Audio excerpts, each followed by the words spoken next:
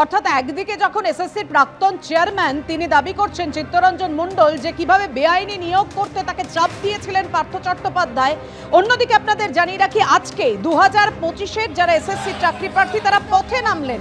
পথে নেমে তারা প্রতিবাদ জানালেন এবং তাদের দাবি কি না 1 লক্ষ শূন্য পদে নিয়োগ করতে হবে। এসএসসি ভবনের সামনে নতুন চাকরি প্রার্থীরা তারা এইভাবেই বিক্ষোভ দেখাচ্ছে। নতুন পরীক্ষায় অভিজ্ঞদের বাড়তি 10 নম্বর দেওয়ার দাবি বিরোধী বিক্ষোভকারীরা।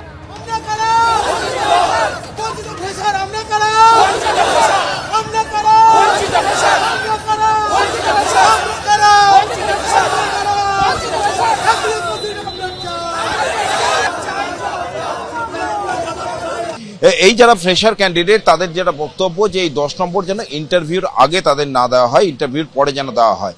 এছাড়া তাদের আরো একটি বক্তব্য যে 9 বছর পর এসএসসির পরীক্ষা হয়েছে, স্বাভাবিকভাবেই অনেক বেকার এতদিন ধরে মুখ চেয়ে বসেছিলেন, পথ চেয়ে বসেছিলেন যে কবে এসএসসির পরীক্ষা হবে। স্বাভাবিকভাবেই যে শূন্যপদের কথা ঘোষণা করেছে এসএসসির তরফ থেকে তাদের বক্তব্য যে সেই শূন্যপদ পর্যাপ্ত নয়, কারণ চাকরিহারা শিক্ষকরা রয়েছে, তারা যদি চাকরি পান এবং যেহেতু তারা বাড়তি নম্বর পাচ্ছে তাহলে তারা অনেকটাই পিছিয়ে পড়বেন। এই সমস্ত দাবি দেওয়াগুলো নিয়ে এগুলোকে পুনর্বিবেচনা করার একটা আবেদন জানিয়ে তারা আজকে এসএসসি ভবনে এসেছে। দাবি খুব সহজ, যেটা করণীয় ওদের যে নতুন যে আপডেট করতে হবে, সিট আপডেট, সেটা কিন্তু করতে হবে। 10 নাম্বার কখনো এই যে কাট অফ রেজাল্ট যে পাবলিশ করবে সেটা 10 অ্যাড করে করতে পারে না। 60-এর মধ্যে পরীক্ষা হয়েছে, 60-এর মধ্যেই তাদের রেজাল্ট পাবলিশ করতে হবে। 3 নাম্বার যেটা দাবি যে এই যে 9, 10, 11, 12 আমরা দেখছি 9, 10 এর যে শিক্ষক তারা 11, 12 সুযোগ পাচ্ছে ইন সার্ভিসের ক্ষেত্রে। এটা করা যাবে না। 11, 12টা 11, 12 দিতে হবে, 9, 10টা 9, 10 দিতে হবে। আমরা ফেসাস আমরা কিন্তু ফেসাস আমরা 2025-এ ফার্স্ট টাইম এসএসসি দিলাম।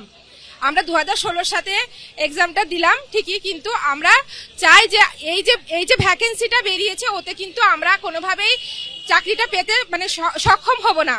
তাই আমরা চাই যে মানে ভ্যাকেন্সিটা আপডেট হোক। অ্যাটলিস্ট 1 লক্ষ ভ্যাকেন্সির আমরা দাবি রাখছি।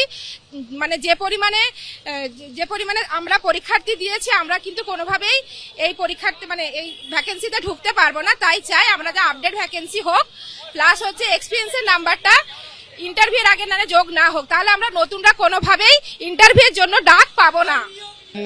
আমরা অবশ্যই আশা করবো যে আশার আলো দেখতে পাবো। যদি আমরা আশার আলো আবার যদি মানে ক্ষীণ হয়ে পড়ে তাহলে আমরা এই আন্দোলনটা আবার চালিয়ে যাব ভবিষ্যতের জন্য। আদালতে যাওয়ার কথা বলছিলেন আপনারা? হ্যাঁ, আদালত আগে আমরা প্রথমে রাস্তায় নামলাম, তারপরে যদি সেরকম ভাবে আমাদের আইনি আন্দোলনে যেতে হয় তাহলে আমরা আইনি আন্দোলনেও যাব। সেটার মাধ্যমটা একটু প্রসেসটা লেন্দি, তাই আমরা আগে রাজপথে নেমেছি, তারপরে আমরা আইনি আন্দোলনে যেতে বাধ্য হব।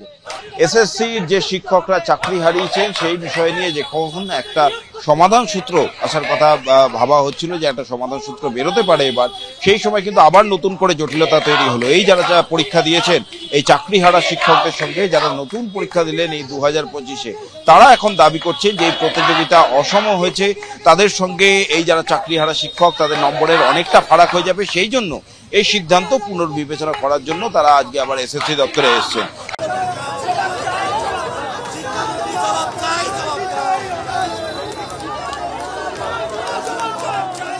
দেখুন, দাবি খুব সহজ, যেটা করণীয় ওদের যে নতুন যে আপডেট করতে হবে, সিট আপডেট, সেটা কিন্তু করতে হবে। 10 নাম্বার কখনো এই যে কাট অফ রেজাল্ট যে পাবলিশ করবে সেটা 10 অ্যাড করে করতে পারে না। 60-এর মধ্যে পরীক্ষা হয়েছে, 60-এর মধ্যেই তাদের রেজাল্ট পাবলিশ করতে হবে।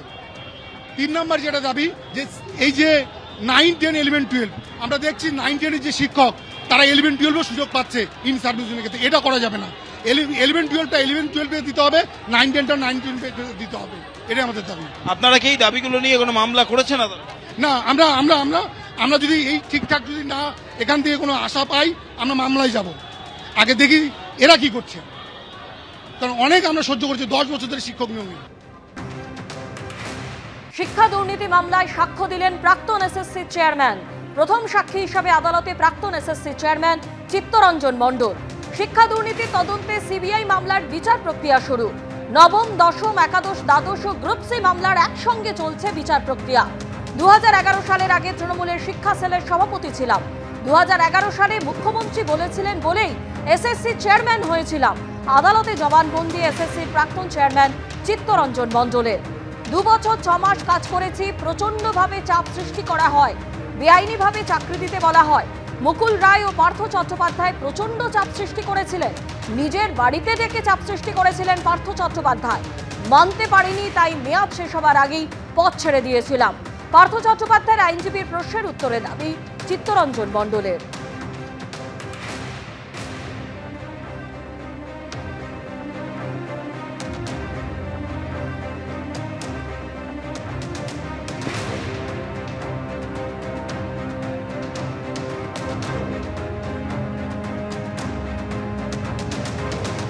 এর আগে আমাদের প্রতিনিধি কৃষ্ণেন্দু অধিকারীকে দেওয়া সাক্ষাৎকারে এসএসসির প্রাক্তন চেয়ারম্যান চিত্তরঞ্জন মণ্ডল কি জানিয়েছিলেন শোনাবো। অপরাধ টাকাটা তো পাওয়া গেছে, কাজে কার সেই প্রশ্নে সাধারণভাবে যে কেউ করে থাকুন তিনি কখনো আউটরাইট বলবেন না যে এটা আমার, তাহলে কিন্তু স্বীকারোক্তির পর্যায়ে চলে যাবে এবং অপরাধটা গৃহীত হবে। এটা যে কোনো লোকই জানে, সাধারণ মানুষও জানে, যিনি অপরাধ করেন তিনিও জানেন, যিনি অপরাধ করেন না তিনিও জানেন। প্রথম নিয়ম হচ্ছে অস্বীকার করা। কিভাবে এইভাবে চাপ আসতো? আপনি স্বচ্ছতার সঙ্গে নিয়োগ করছেন বলছেন, কিন্তু চাপ তো নিশ্চয়ই আসতো। চাপ তো বিভিন্নভাবে আসতো। শুনুন, প্রথম কথা একটা কথা বলি, ডাইরেক্টলি আমাকে কিন্তু খুব বেশি লোক এসে বলেছেন এরকমটা বলবো না, বেশিরভাগ ইনডাইরেক্টলি কেউ কেউ ড্রাইভারের বা আগেও বলেছে, আমি ড্রাইভারের মাধ্যমে দারোয়ানকে দিয়ে যেতেন, কেউ হয়তো আমার সেক্রেটারিকে দিয়ে যেতেন, এইভাবে। পার্থবাবু আপনাকে ছাড়তে বলছেন, কেন ছাড়তে হবে বলেন? প্রশ্ন আমি করিনি, তার কারণ হচ্ছে শুনুন, ডাইরেক্টলি উনি তখন তো হেভিওয়েট নেতা, তো তখন উনি নিজেও সেই কথাগুলো বলতেন যে I am the next man to CM. কাজে কাজে আর যখন বলতাম উনি দু একটা প্রশ্ন করার চেষ্টাও করেছিলাম, উনি খুব অত্যন্ত খারাপ ব্যবহার করছিলেন, সেইটা কিন্তু আমার ছেড়ে দেওয়ার আর একটা কারণ। এত টাকা, 50 কোটি টাকা এখানে উদ্ধার হচ্ছে, ওখানে উদ্ধার হচ্ছে, এত গয়না পার্থ চট্টোপাধ্যায়ের নাম জড়াচ্ছে, যদিও তিনি প্রকাশ্যে অস্বীকার করছেন। এই এত টাকা কিভাবে এসছে?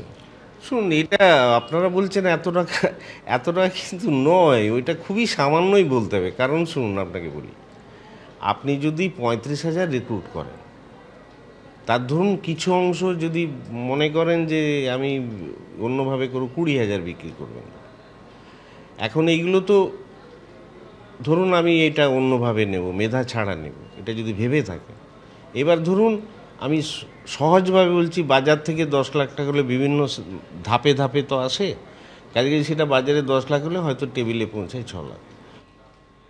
2022 সালে অগস্ট মাসে এসএসসি প্রাক্তন চেয়ারম্যান আমাদের প্রতিনিধিকে কি বলেছিলেন শোনালাম।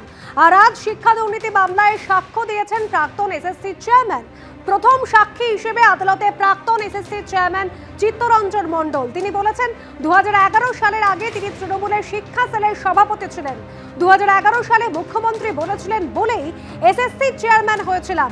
আদালতে এমনই জবানবন্দি এসএসসি প্রাক্তন চেয়ারম্যানের।